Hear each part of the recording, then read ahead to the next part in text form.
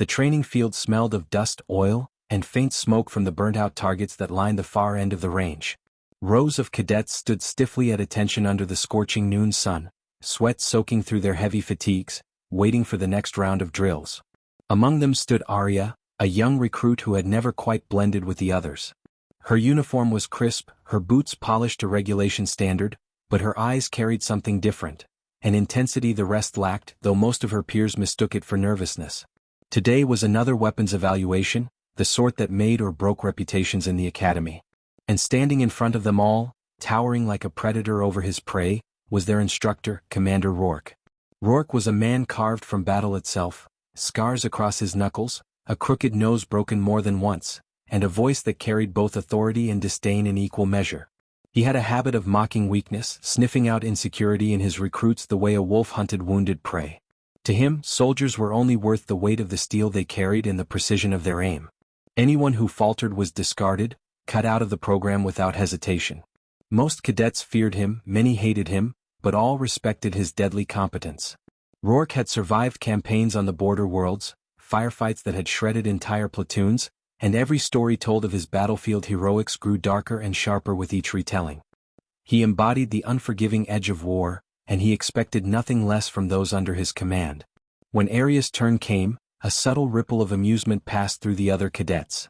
Rourke had noticed her too, how she worked harder than most, how her hands shook not from fear but from restrained energy, how she always seemed on the edge of proving herself yet never quite allowed the chance. As she stepped forward, Rourke's smirk curled across his scarred face, a deliberate cruelty gleaming in his eyes. Without a word, he reached into the weapons rack, pulled out a battered sidearm and tossed it toward her. It clattered against her palms with a weight that felt uneven, almost wrong. She immediately recognized what he had done. The gun was broken, its sights misaligned, its grip loose, the barrel scorched with residue from years of neglect. A weapon unfit for a proper marksman. "Show us what you can do, recruit," Rourke said, his voice carrying mockery like a blade. "If you can even get it to fire." Laughter rippled among some of the cadets, though quickly silenced by the sharp look Rourke cast in their direction. The challenge was clear. This was a test, not just of marksmanship but of resilience. He was daring her to fail, setting her up to collapse under pressure. Most recruits would fumble, blame the equipment, and walk away humiliated. That was the way Rourke liked it, weed out the fragile, the ones who leaned on excuses. But Arya's jaw tightened, her pulse steadying as she lifted the weapon. She would not give him the satisfaction of seeing her doubt. The target stood 50 meters downrange, standard silhouettes painted black with crimson circles marking the center. Heat shimmered above the dirt, making them ripple like ghosts in the distance. Arya raised the broken gun, ignoring the looseness of the grip, the weight dragging awkwardly in her hand. She aligned the faulty sights as best she could, inhaling slowly, remembering her training. Breath steady, shoulders locked, eyes fixed. She squeezed the trigger. The gun cracked, a flash of recoil pushing back into her arms. A puff of dust rose from the edge of the target, off-center but close enough to taste possibility. Rourke chuckled under his breath, shaking his head as if he had already won. "Pathetic," he said loud enough for everyone to hear. But Arya didn't flinch. She fired again. This time the bullet struck closer to the circle, just shy of the heart of the target. Her arms steadied, her breathing slowed into rhythm, her mind tuning out the world until only the weapon and the target existed. Again and again she fired. Each shot sang through the hot air, each impact drawing tighter toward the center. By the 5th round, silence had fallen over the cadets. By the 7th, every eye was locked on the growing cluster of holes carving into the crimson bullseye. By the final round, the last echo faded with the sound of a clean strike dead center. Smoke coiled from the barrel as Arya lowered the gun. The once broken weapon felt lighter now, as though her will alone had reshaped it. The silence of the range pressed heavy, broken only by the faint crackle of the wind and the hiss of cooling metal. Her gaze remained steady, expression calm, as if what she had just done were the most ordinary thing in the world. But to the cadets watching, it was anything but ordinary. They had seen impossibility bent, failure turned into triumph. They had seen a recruit take a crippled weapon and bend it to her will, landing every shot in the heart of the target. Rourke's smirk faltered for the briefest moment. His eyes narrowed, studying her with something new, something dangerous. Respect, perhaps, though buried beneath layers of pride and suspicion. He stepped forward, boots grinding against the dirt, and reached out his hand. Arya placed the broken gun back into his palm without hesitation, meeting his gaze with unwavering resolve. For a heartbeat, the world seemed to hold its breath. Then Rourke barked a sharp laugh, tossing the weapon back into the rack. "Not bad, recruit," he said, though his tone carried no warmth. "We'll see if you can repeat that with a weapon that isn't already half dead." The cadets exhaled, whispers rippling among them. Some looked at Arya with awe, others with envy, a few with quiet admiration. She had not only passed the test, she had shattered the expectations set against her. Yet Arya herself remained still, refusing to bask in the murmurs, her focus locked inward. She had proven something today, yes, but not to them. Not even to Rourke. She had proven it to herself. That no matter the obstacles, no matter the weight of doubt thrust upon her, she could overcome. And as the training session continued and the sun dipped lower over the field, Arya knew this was only the beginning. Whatever came next, she would be ready. That evening, long after the drills had ended and the cadets were dismissed to their barracks, Arya sat alone in the dim glow of the mess hall's back corner. Most of the recruits had collapsed into their bunks after the punishing day, but her body was still running on the current of adrenaline that the firing test had unleashed. She stirred the last of her ration stew absent-mindedly, her mind replaying every detail of the afternoon. The broken gun, the laughter of her peers, the burning silence as the bullets drew their path inward toward the center, and Rourke's fleeting look of surprise. That image, more than the bullseye itself, kept repeating in her head. For once she had cracked his mask, however briefly. But cracks could just as easily close, and Arya knew the commander would not let such a moment pass without consequence. She had learned long ago that victories in this academy came with equal weight in enemies. Rourke did not respect defiance, even if it came wrapped in skill. To humiliate him in front of the cadets, to strip the smirk from his scarred face, whether she intended it or not, would place her directly in his sights. Some part of her feared it, the way a body fears the cold edge of steel, but another part welcomed it. She had not joined the program to earn favor or seek comfort. She had come because this was her path, her chance to carve something greater out of herself than the life she had left behind. And if Rourke wanted to break her, then he would have to try harder than that. The door to the mess hall creaked open. Heavy footsteps approached, measured and deliberate. Arya didn't need to look up to know who it was. The air seemed to change when Rourke entered her room. He carried with him an aura of weight, the smell of old gunpowder and battlefield dust. He walked with the confidence of someone who had already survived every manner of death and refused to let anyone forget it. His shadow fell across her table. She lifted her eyes to meet his, steady and unflinching, though her grip on the spoon tightened slightly. "You eat late, recruit," he said, voice low but sharp. His tone was neither mocking nor kind, only heavy with observation. He studied her for a long moment before seating himself across from her. The benches groaned under his weight. "You think you did something impressive today." It wasn't a question. It was an accusation, a warning. Arya set her spoon down, meeting his gaze with quiet control. "I think I did what was asked, sir," she replied evenly. She would not give him the satisfaction of pride, nor would she cower. Rourke's lips curved, not into a smirk this time but into something colder, a predator's smile. "You think you can fight the battlefield with broken weapons?" he asked. "Out there you don't get applause for clever tricks. You get corpses. You'll see your comrades bleed out in the dirt while your weapon jams, while your hands shake, while you're praying for a miracle that doesn't come. Do you think landing a few shots on painted wood makes you ready for that?" His voice carried the weight of bitter memory, words shaped by scars she could not see. Arya absorbed his words without looking away. "No, sir," she answered softly. "But it proves I won't fold when the odds are against me." The silence stretched between them, taut as a wire. For a moment she thought he might lash out, that his temper might cut her down in front of the empty hall. Instead, Rourke leaned back, folding his arms across his chest, his expression unreadable. "You're dangerous, recruit," he said finally, almost to himself. "Not because you're skilled. Because you don't break where you should. People who don't break, they bend the world around them. Sometimes that's useful. Sometimes it gets entire squads killed." He rose to his feet, the bench scraping harshly against the floor. "Be ready tomorrow. We'll see if your defiance holds when the training gets real." With that he left, leaving only the echo of his boots fading down the corridor. Arya exhaled slowly, her body loosening from the tension she had held. She had survived the confrontation, but his words lingered like a shadow, crawling into the quiet corners of her thoughts. Dangerous. She had been called many things before, but never that. She wondered whether it was a curse or a warning or perhaps both. She cleaned her tray and left the mess hall, her mind already bracing for whatever tomorrow would bring.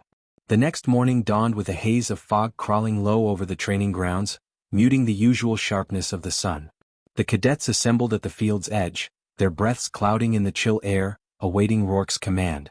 His arrival was announced by silence, the kind that fell naturally when presence alone demanded obedience. He carried a long case in one hand, heavy and worn, setting it down on the ground before them. The cadets exchanged uncertain glances, curiosity mingled with unease. Rourke did not speak at first.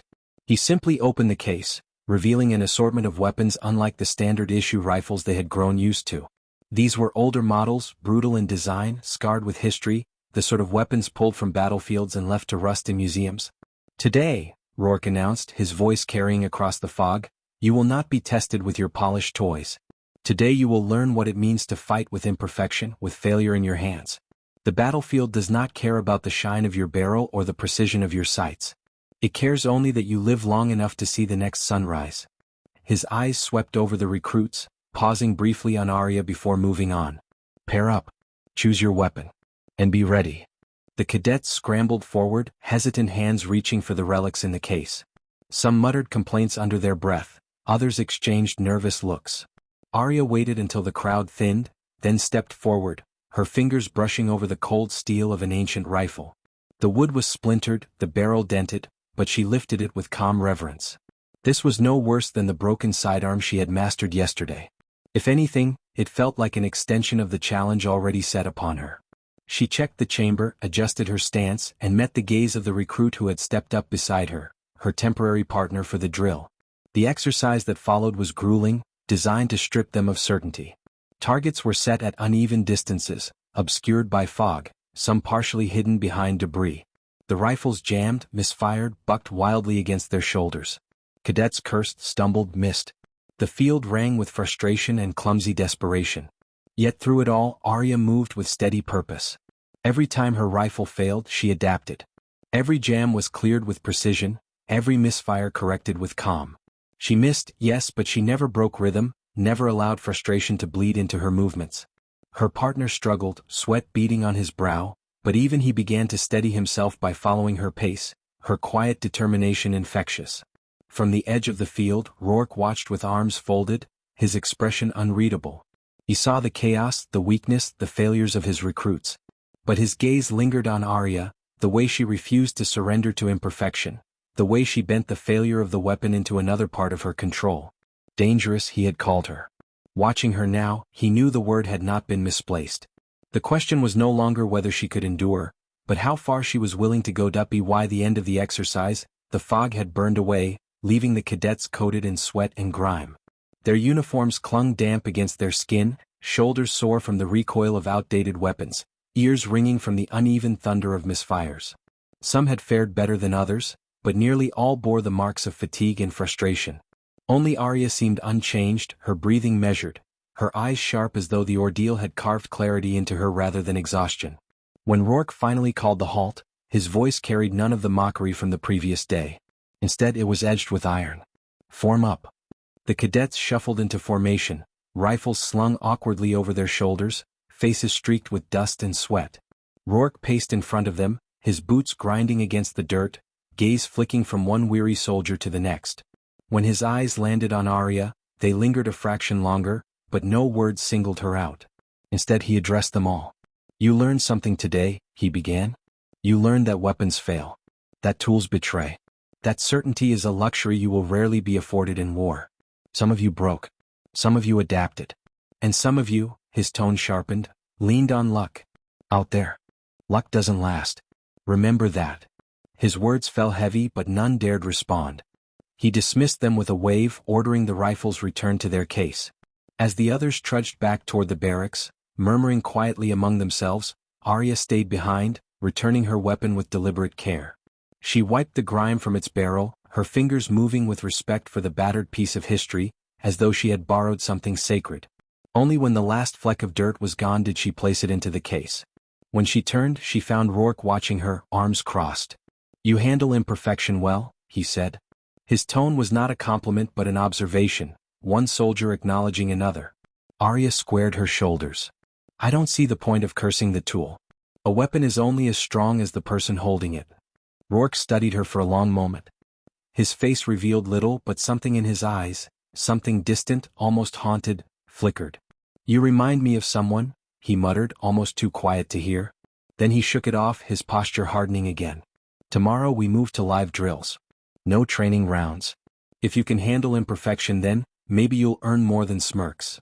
Arya gave a sharp nod and turned to leave, but the weight of his words followed her back to the barracks. That night, the dormitory was restless. Cadets whispered in hushed tones, some speculating about the upcoming live drill, others complaining about the endless gauntlet of Rourke's brutal lessons. A few mentioned Arya, her uncanny performance with the broken sidearm, her calm precision with the relic rifle. She felt their eyes on her as she lay in her bunk, the thin mattress pressing against her shoulder blades. Some gazes carried respect, others suspicion, and more than a few resentment. It didn't matter. The academy was never about friendship. It was about survival, about proving you deserved to stand where others fell. And tomorrow, survival would become more literal. When dawn arrived, it did so without mercy. The cadets were marched to a clearing at the edge of the forest that bordered the academy grounds. Targets had been replaced by moving drones, sleek machines that whirred low to the ground, darting unpredictably as they projected hostile silhouettes. Some drones fired back with stun rounds, enough to bruise and stagger, meant to simulate enemy return fire. The field was alive with noise, the buzzing of rotors, the mechanical growl of moving targets, the crack of stun fire echoing through the trees. Rourke stood at the center of it all, the case of weapons by his side once more. This time, however, he did not distribute relics. Instead, he had the cadets line up to receive standard rifles, gleaming and freshly oiled. Arya felt the solid weight settle into her hands, a sharp contrast to the battered rifle of the day before. She checked the chamber, adjusted the scope, and braced herself as Rourke barked orders. 2-man teams. Enter the field. Eliminate drones. Cover each other or fall. You are not individuals today, you are units. Fail your partner and you fail. The cadets paired off quickly, some choosing friends, others grabbing whoever was closest. Arya found herself partnered with Jalen, the same recruit who had struggled beside her during the relic rifle drill. He was taller, broad-shouldered, with nerves etched across his face. When he realized who he was paired with, a flicker of relief crossed his eyes. You keep calm under fire, he said in a low voice as they prepared to enter the field. Just, don't leave me behind. Arya gave a curt nod. Stay close. Watch your angles. We'll get through. The whistle blew sharp and shrill, and the team surged forward into the chaos. The forest swallowed them, the fog clinging low among the trees. Almost immediately, the whir of a drone cut through the silence, and a silhouette flickered in the mist. Arya dropped to one knee, sighted, and fired. The rifle cracked, the drone sparked, and the silhouette dissolved. Jalen exhaled sharply, shouldering his weapon, his movements shaky but determined. They pressed deeper, weaving between trees, covering each other in careful rhythm. Drones darted in from the sides, their stun fire cracking against bark and dirt. One shot seared past Arya's shoulder, close enough to sting. She rolled to cover, returned fire, and watched another drone collapse into sparks.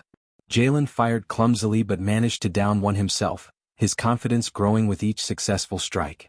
For the first time, Arya felt the pulse of combat that went beyond training, the constant awareness of angles, the trust in the partner beside her, the way instinct sharpened until thought was no longer necessary. Her body moved as though it had known this rhythm forever, as if the battlefield had always been her home. But not everything went smoothly. In the thick of the fog, a drone swooped low, firing rapidly. Jalen froze, panic flashing in his eyes as the rounds chewed into the ground near his feet. Without hesitation, Arya shoved him aside, raising her rifle and firing 3 quick bursts. The drone crashed into the dirt, smoking and sparking. Jalen stared at her, wide-eyed, chest heaving. You can't freeze, she said firmly, her tone leaving no room for argument. Not out here. The moment you stop moving, you're dead. Understand? Jalen swallowed hard and nodded. Understood. They pressed on. More drones fell, more silhouettes dissolved into nothing. The exercise stretched into hours, each team tested to its breaking point. Some emerged battered, some limping, a few carried back by medics after stun rounds had dropped them unconscious. When the final whistle blew, Arya and Jalen staggered out of the forest, sweat-soaked but standing tall. Their rifles were nearly empty, their shoulders aching, but they had endured. Rourke was waiting. His gaze swept over the returning cadets, cataloging the failures and the triumphs. When his eyes landed on Arya, he held them there longer this time, a storm of thought behind his scarred face. He said nothing to her directly, not yet. But she felt it, the weight of his scrutiny, the acknowledgement that her presence on this field was shifting something he had not intended. Dangerous, he had called her. And as she stood at attention, rifle across her chest, Arya realized he was right. The evening after the live drills, the barracks pulsed with nervous chatter. Some cadets boasted about their kills, exaggerating numbers as if to mask the bruises hidden beneath their uniforms. Others whispered bitterly about being dragged out unconscious by medics, humiliation cutting deeper than any stun round. But among them, Arya remained quiet, polishing her rifle with steady hands while Jalen sat across from her, still shaken from his near collapse in the forest. He had not spoken much since their return, though his eyes often flicked toward her, carrying a mix of gratitude and shame. Finally he broke the silence. I froze. Arya looked up briefly. Yes. I could have gotten us both hit. You shouldn't have had to save me. His hands clenched into fists against his knees. If this had been real.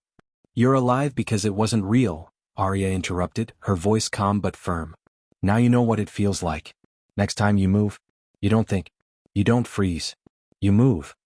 Jalen nodded slowly, her words carving into him more deeply than any scolding could. She didn't dwell on his failure, but neither did she let him escape it. It was an honest accounting, the kind that could either break a soldier or rebuild him. Jalen seemed to choose the latter. He exhaled and straightened, as though deciding then and there that next time would be different. Their exchange did not go unnoticed. Across the barracks, a group of cadets muttered among themselves, their glances sharp, filled with something more than envy now. Arya had gone from odd recruit to something else entirely, an example, perhaps, or a threat. One of them, a wiry young man named Karen, leaned back on his bunk, arms folded. She thinks she's better than the rest of us, he sneered under his breath, though loud enough for a few others to hear. Rourke keeps looking at her like she's special. Maybe he wants a replacement. The remark stirred bitter laughter among his circle. Arya ignored them, though the tension coiled around the room like a wire. She knew what this was. Success had a price in the academy. Standing out meant drawing fire, not just from instructors but from peers who saw ambition as betrayal. She kept her focus on her rifle, her silence a shield, but she filed away the hostility in her mind. The following morning brought no reprieve. Rourke summoned the cadets at dawn, his voice echoing across the parade ground. The exhaustion in their bones was ignored. His training never accounted for comfort. Today the field was marked by obstacles. Trenches, barricades, uneven terrain that stretched out like a mock battlefield. At the far end, raised platforms bristled with automated turrets, their barrels gleaming in the early light. The sight alone drew a ripple of unease through the recruits. Today, Rourke announced, his voice carrying across the assembly, you will learn about pressure. Drones are one thing. Targets that fire back are another. But nothing simulates war like a field that forces you to move, adapt, and survive when the world itself tries to kill you. This obstacle course will not stop until you reach the end, or until you fall. You fall, you fail. No exceptions. A murmur of dread rippled through the cadets, quickly silenced by Rourke's cutting glare. Pair up again. Same partners. You don't get to choose who watches your back in war. Arya and Jalen exchanged a brief nod. She saw the determination in his eyes this time, tempered by the sting of yesterday's failure. He would not freeze again, not if he wanted to stand. Together they stepped forward as the whistle shrieked, and the course roared to life. The first stretch was a gauntlet of trenches, each filled with mud and water that clung heavy to their boots.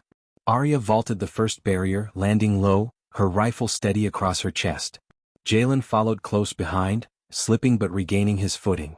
Shots from the turrets cracked overhead, forcing them to duck low. Mud splashed as they crawled, the stench of damp earth filling their lungs. Emerging from the trenches, they sprinted into open ground where drones swooped overhead, peppering the field with stun rounds. Arya fired upward, dropping one before it could strike. Jalen covered her flank, his shots wild at first but improving with each trigger pull.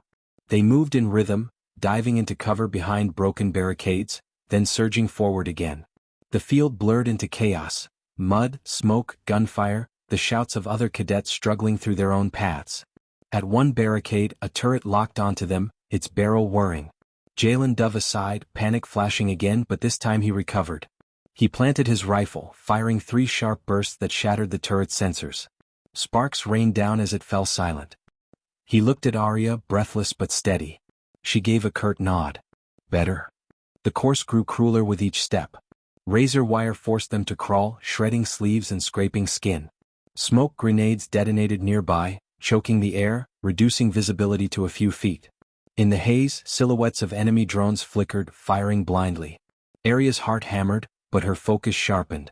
She moved by instinct, firing into flashes of light, dragging Jalen forward when he faltered.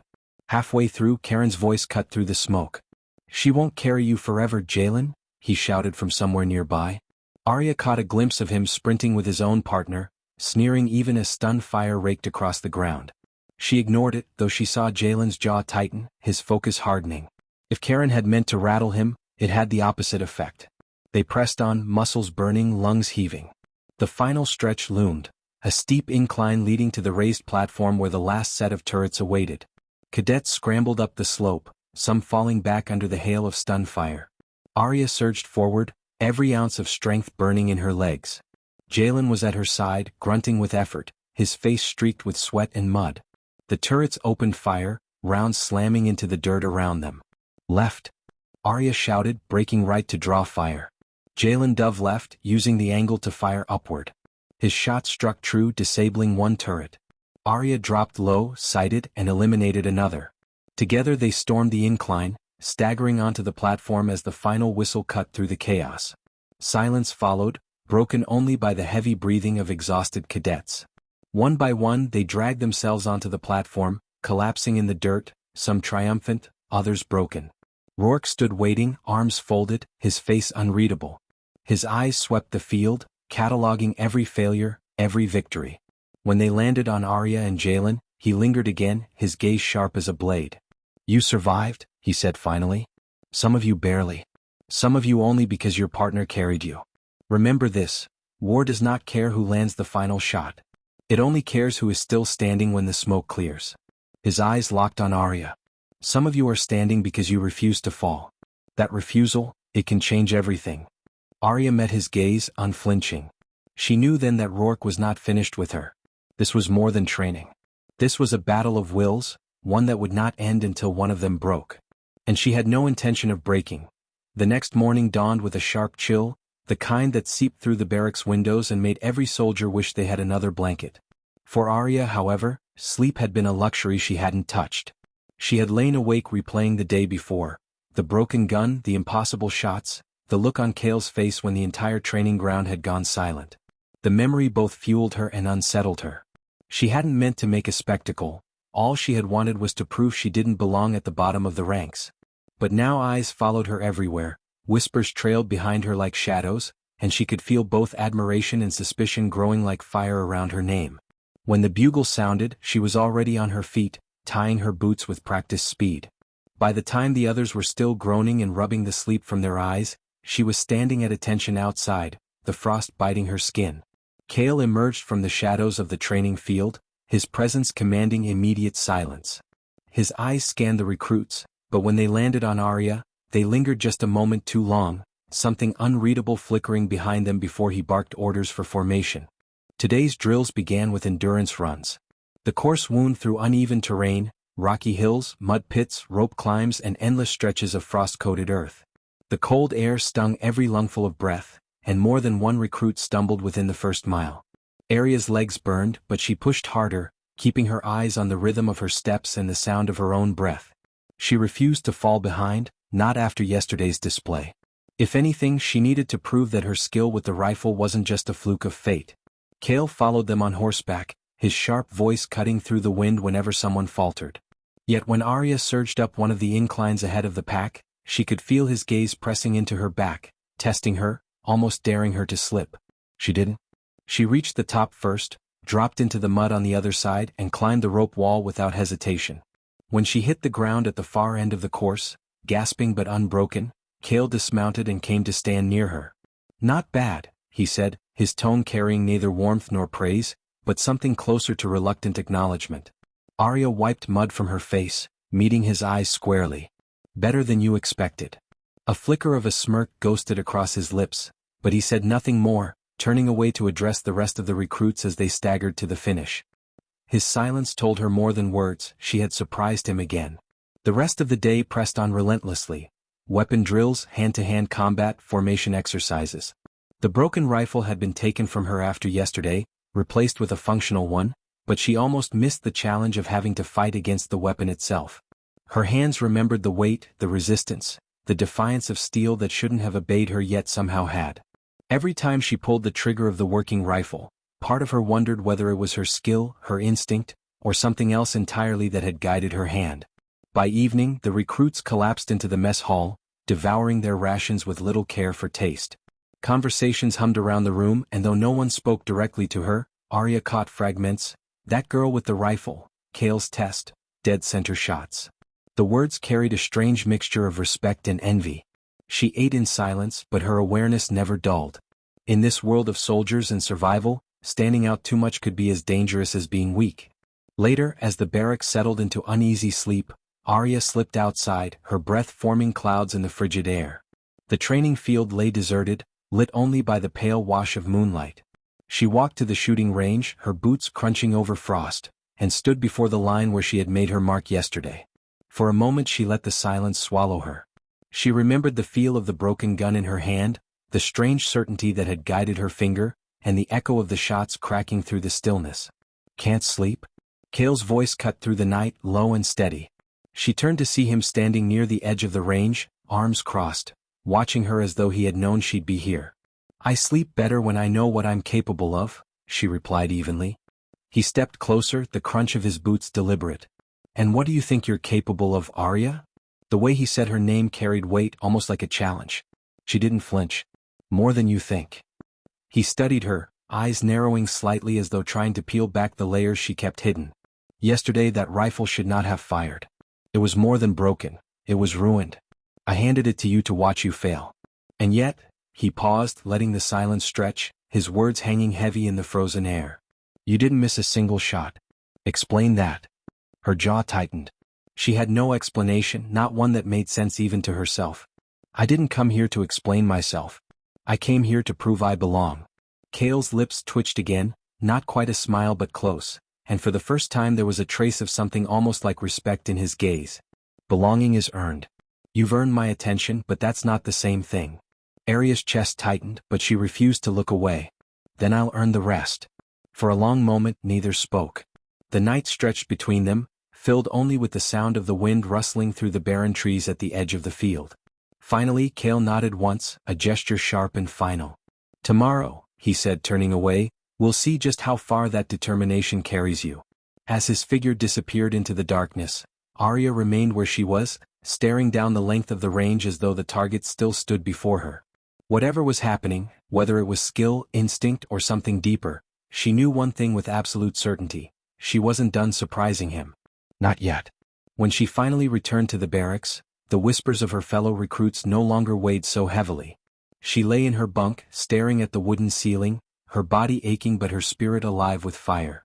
Tomorrow would bring new trials, new tests meant to break her, but she was ready. If Kale wanted to push her to the edge, she would push back harder. And in that quiet moment before sleep finally claimed her, Arya realized something she hadn't allowed herself to admit until now. She wasn't just fighting to prove herself to Kale or the recruits. She was fighting to uncover the truth buried deep within her own hands, the truth that had made a shattered rifle obey her will. And until she found that truth, she would not rest. The room fell silent after Elena's last display.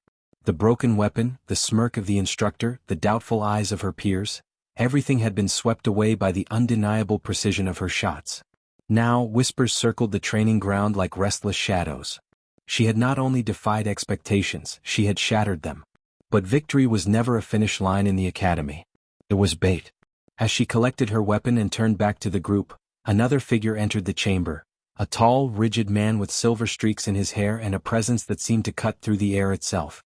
His name was Commander Varen, head of the Advanced Combat Division, and his reputation preceded him like thunder before a storm.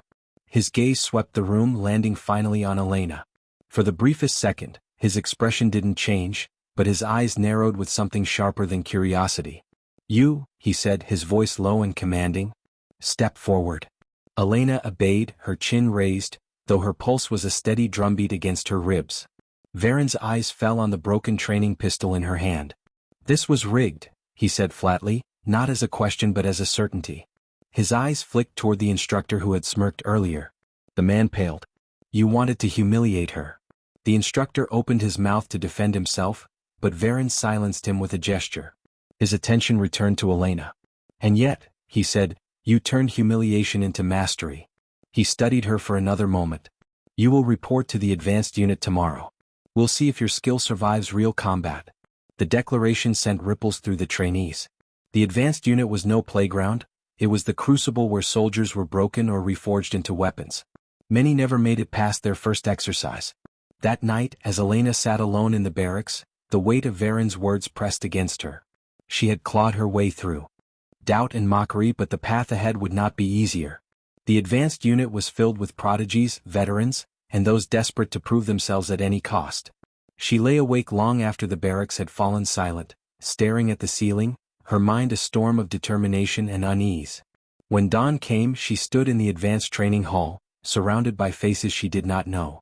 Some looked at her with open hostility, others with cautious respect. Varen stood before them, his arms crossed. In this unit, he said, talent is irrelevant. Discipline is survival. You will either learn to master chaos or you will be consumed by it. His voice cracked like a whip. Pair up. Before Elena could move, a tall figure stepped toward her. His name was Kieran, a sharpshooter known across the academy for his arrogance. His grin was sharp and humorless. Looks like the newcomer gets me, he said. Don't slow me down. The first exercise was a live-fire simulation in a ruined mock city. Elena's pulse quickened as she adjusted the unfamiliar rifle slung over her shoulder. The broken pistol had been left behind. This weapon hummed with lethal weight. Kieran shot her a glance as they advanced through the crumbling streets. Stay out of my line of fire, rookie. She ignored him, focusing instead on the environment. The flickering lights, the shadows that shifted like predators, the distant hum of simulated drones. A siren wailed and the exercise began. Targets emerged from windows and rooftops, moving with unpredictable speed. Kieran fired first, his shots clean and precise, dropping targets before they had fully appeared. But Elena saw something he did not, shadows moving not just in front but behind. She whirled, firing instinctively, and 3 drones dropped from the air before they could flank them. Kieran froze, his confidence cracking for a heartbeat. How? He began, but another target rose and he turned back, his jaw tight. They moved deeper into the mock city, weaving through debris and collapsing structures. Elena's body moved on instinct, her senses heightened, every sound and flicker of movement sparking an immediate reaction. She was no longer proving herself against doubters or instructors. She was proving herself against the chaos itself. When the final siren blared, signaling the end of the exercise, Elena and Kieran stood side by side in the center of the ruined square. The rest of the teams trickled in, many with fewer drones destroyed, some nursing minor injuries. Varen approached, his expression unreadable. Results? He asked an aide. Top score, Team 3, the aide reported. Elena and Kieran. A murmur ran through the unit. Kieran looked at Elena, his grin now strained. Beginner's luck, he muttered, though even he didn't sound convinced. Varen's gaze lingered on Elena. Luck is chaos wearing a mask, he said. Strip it away and what remains is skill. He looked at the rest of the group. Remember this day. A broken weapon, a broken expectation, and yet she still stands ahead of you. The words carved themselves into Elena's memory. She had survived the first trial, but she knew more storms lay ahead. Later, when the others dispersed, Kieran stopped her. His arrogance had softened into something else, wary respect, though he tried to hide it. Don't think this means you're better than me, he said. You just got lucky. Elena met his eyes steadily. If luck keeps following me, then maybe it isn't luck at all.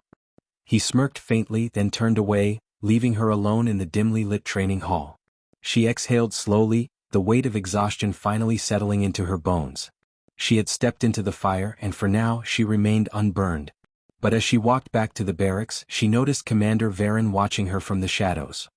His gaze was sharp, measuring, as though he were already shaping her into something beyond a soldier.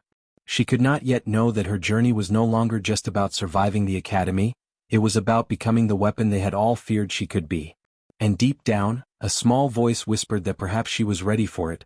The morning after their victory was quiet, too quiet for Lena's liking. She sat on the edge of her bunk, cleaning the weapon she had once been mocked for holding, the same weapon she had transformed into her greatest tool. Around her, the barracks were hushed, filled only with the occasional shuffle of boots or the clatter of someone setting down a tray. Soldiers had stopped looking at her with disdain. Now they looked with a mixture of awe and caution, as though unsure if they were meant to fear her or follow her. She ran a cloth down the length of the barrel, pausing to think about how far she had come in such a short span of time. From the moment the instructor had smirked and handed her a broken gun, she had felt fire build inside her, a determination that she had never known before. Every shot she landed, every obstacle she overcame, had been born out of that moment of humiliation. And now she was no longer just a recruit. She was the one everyone whispered about. The one who had made the impossible happen. But recognition came with a weight she had not anticipated. Commander Rourke summoned her that morning, calling her into his office with the clipped authority of a man who wasted no time. She entered, spine straight, eyes steady, and saluted. He looked her over for a long moment, his gaze sharp as the edge of a blade. Then he leaned back in his chair and spoke. "You've proven yourself," he said. "No one can deny it. But victories bring questions. And questions, Private Lena, can bring enemies just as quickly as friends." She didn't flinch. "I'm ready for whatever comes, sir." Rourke studied her again as though testing her claim, then nodded. "There's a mission. High risk. Critical. I didn't intend to put you forward, but your skills are unique. And frankly, we need results." He handed her a file. She opened it, her eyes narrowing as she read. The target was a rogue unit, deserters who had stolen weapons from the armory and vanished into the hills. They were well-trained, unpredictable, and heavily armed. The mission was simple in words but deadly in reality. Track them down, neutralize them, and recover the stolen supplies. Her pulse quickened, but not from fear. This was the test she had been waiting for. Proof not just of her skill but of her leadership. She looked up at Rourke. "When do we leave?" His mouth curved in the faintest hint of approval. "You'll have a squad. You leave tonight." That evening, Lena stood before the small group of soldiers assigned to her. She recognized some of them, faces that had once sneered at her in training, voices that had whispered doubts behind her back. Now they stood at attention, waiting for her orders. The irony wasn't lost on her. She met their eyes one by one, speaking with a calm authority she hadn't realized she possessed. "We've all heard the stories about these deserters. They're dangerous. They know our tactics and they'll expect us to follow them. But we won't. We'll think smarter, move faster, and strike when they least expect it. Follow my lead and we'll all come home." There was a pause, a heavy silence where she half expected someone to challenge her. But no one did. They nodded, shoulders squared, ready to follow. The mission began under the cover of night. They moved through the jagged hills, shadows weaving among shadows. Lena led from the front, every sense sharpened, every sound magnified in the stillness. Hours passed in silence until they found the first sign. Boot prints, partially concealed, leading toward a rocky outcrop. She crouched, tracing the prints with gloved fingers, then signaled for her team to split and flank. The first contact came quickly. A shot cracked through the night, striking sparks off a stone near her head. Instinct moved her before thought could, diving into cover, her rifle rising in smooth, practiced motion. She returned fire, a controlled burst that forced the shooter back. Her squad responded immediately, laying down suppressive fire. The deserters had been waiting, but they hadn't expected her precision. The firefight stretched into a brutal clash, flashes of light splitting the darkness, echoes of gunfire bouncing off the hills. Lena kept her focus, her shots deliberate, each one finding its mark. She moved like the weapon was an extension of her body, every motion fluid, every decision sharp. Her squad followed her lead, emboldened by her calm under fire.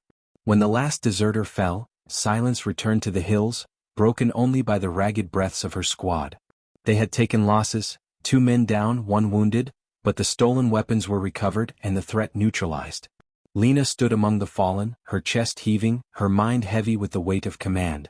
Victory never came without cost, and for the first time she felt the true gravity of leadership. Back at base, the report spread quickly. Lena had led the mission, succeeded where others might have failed. The whispers grew louder, no longer just awe but something more complicated. Soldiers spoke her name with respect, but also with unease. She was rising too fast, becoming too strong, and in a place where hierarchy mattered more than anything, that could be dangerous. That night, as she lay awake in her bunk, she thought about the path ahead. Every triumph built her higher, but it also painted a larger target on her back. She knew some would see her as a threat, perhaps even those in command. But she also knew one truth more clearly than ever before: she had earned her place. No smirk, no broken gun, no shadow of doubt could ever take that away. And as the barracks settled into uneasy silence, Lena promised herself one thing. She would keep fighting, not just for her own pride but for every soldier who had ever been underestimated, dismissed, or pushed aside. Because sometimes, it wasn't the strongest or the loudest who defined the battle. Sometimes, it was the one who had been broken and learned how to rise again. The courtroom had fallen silent. The judgment had been delivered, and the weight of the decision echoed through every corner of the chamber. Karen, the once arrogant and commanding head of the HOA, stood frozen in disbelief. Her shoulders slumped, her lips trembled, and her eyes darted around as though searching for an escape that did not exist. The verdict had stripped her of her power, her position, and the shield of authority she had used for so long to torment others. The audience, neighbors who had endured her relentless control, remained still as though stunned by what had just occurred. For years they had lived under her intimidation, fearful of her threats and fines. Now, with a single gavel strike, her empire had collapsed. The irony was almost poetic. The very system she had exploited for so long had become the tool of her downfall. Marina, sitting calmly at the witness bench, drew a deep breath of relief. She had fought tirelessly for this day, gathering evidence, enduring Karen's harassment, and facing countless sleepless nights. This moment was not just about her. It was for every family Karen had bullied, every child who had been scared, and every homeowner who had been wrongfully fined. The judge looked over at Karen one last time. You abused your authority, misrepresented your powers, and created unnecessary strife in this community. Effective immediately, you are removed from your position, fined heavily, and prohibited from serving in any capacity within the HOA in the future. His words were final, unshakable. Karen tried to speak, but the words never came. Her voice caught in her throat. For the first time in years, she was not the loudest voice in the room. She was powerless. The officers moved toward her as she staggered back, holding onto the desk for balance. Her hands, once used to point accusatory fingers at her neighbors, now shook uncontrollably. As Karen was escorted out, the atmosphere in the courtroom shifted. A heavy tension lifted, replaced by a cautious but undeniable sense of relief. Neighbors exchanged glances, some even smiled. For the first time they could breathe freely. The fear of receiving yet another notice, fine, or demand had finally ended. Marina stood, adjusting her jacket. She could feel the eyes of the community on her. Some approached her, whispering thank you, while others simply gave her nods of appreciation. She wasn't a hero in her own mind, she had just defended her rights and her lake access. But to the people around her, she had become a symbol of resistance and victory. Walking out of the courthouse, the bright sunlight felt warmer than usual. Marina paused for a moment, letting the reality sink in. She had not only secured her home and her freedom but had also given the entire neighborhood a chance at a fresh start. For the first time in a long while, she could picture her future without the shadow of constant conflict hanging over it. In the days that followed, word spread quickly across the neighborhood. People gathered at the lake, the place that had started it all, to celebrate. Families brought food, children ran by the water, and laughter replaced the quiet unease that had once blanketed the area. They called it the first free day, a small but heartfelt way to honor the end of Karen's reign. Marina stood among them, smiling at the sight. She had been hesitant to join at first, unsure if she wanted to stand out even more, but her neighbors insisted. You fought for all of us, one of them said. This celebration wouldn't even exist without you. Though the victory felt sweet, Marina knew her fight had not been easy. It had cost her time, energy, and peace. Yet, seeing her neighbors happy, knowing they would no longer live under fear, made every struggle worth it. Weeks later, the HOA held elections for new leadership. For the first time in years, the process was transparent and fair. People who had once stayed silent now volunteered to contribute, eager to create a healthier, kinder community. They wanted rules that protected, not punished, them. They wanted leaders who listened, not dictated. Some even encouraged Marina to run for a position, but she politely declined. I don't need a title, she said with a soft smile. I just want peace. And peace was exactly what she finally had. Karen, meanwhile, disappeared from public life. Rumors circulated. Some said she moved to another city, others claimed she was still trying to fight the ruling, but no one really cared anymore. Her power had been broken, and her name, once associated with control, had become a warning of what happens when authority turns into tyranny. On a quiet evening by the lake, Marina sat alone, listening to the gentle ripples of the water. The sun dipped low, painting the sky with streaks of orange and pink. She thought back on everything: the first confrontation with Karen, the intimidation, the threats, the endless paperwork, and finally, the trial. It had been exhausting, but it had also been transformative. She realized she had grown stronger, not just for herself but for everyone around her. She had faced fear head-on and refused to back down, no matter how overwhelming the odds seemed. She had learned that sometimes one person's determination could ignite change for an entire community. As the evening air cooled, Marina closed her eyes and smiled. The lake was hers again, yes, but more importantly, her life was hers again. And with that, she stood up, ready to step forward into a future that was no longer dictated by fear, but shaped by freedom and hope. The end.